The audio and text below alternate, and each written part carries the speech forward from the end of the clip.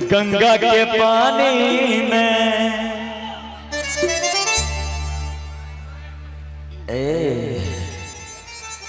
कि यूं तुझे लाल लिबास में देख करके मां कसम दमकल नजर आती है। यूं तुझे लाल लिबास में देख करके मां कसम दमकल नजर आती है, लेकिन वो तो आग बुझाने के लिए आती है, तुम तो आग लगाने के लिए आती है। लिया अब ब्याह शादी का माहौल खत्म चमने मस्ती वाला मिजाज अच्छा भोरे भोर का वो मूड बन जाए छे। अरे गान बजान नाच गान के आगे हाँ बढ़िया सिटी में। हेलो हेलो आपके लिए एगो बात कहें, अगर आप कह दिलिए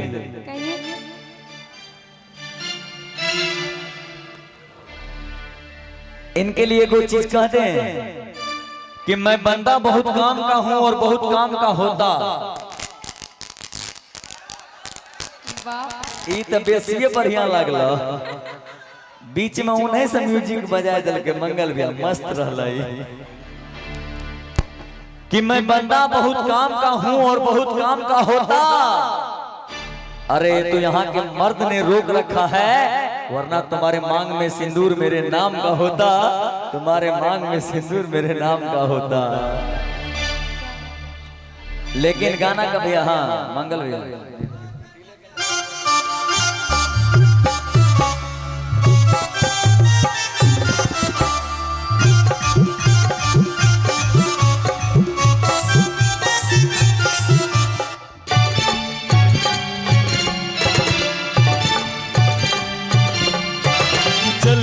गंगा डुबकी लगे गंगा के पानी में।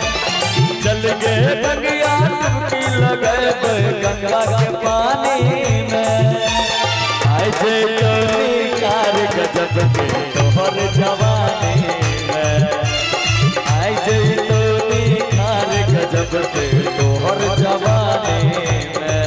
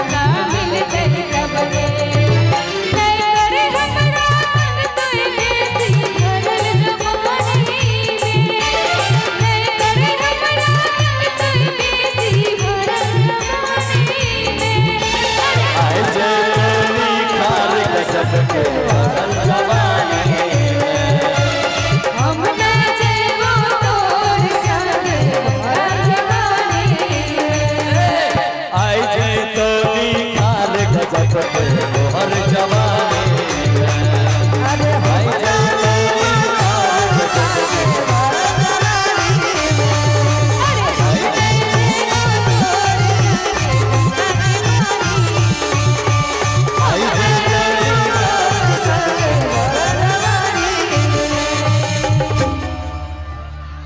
श्री सतगुरु महादेव की जय।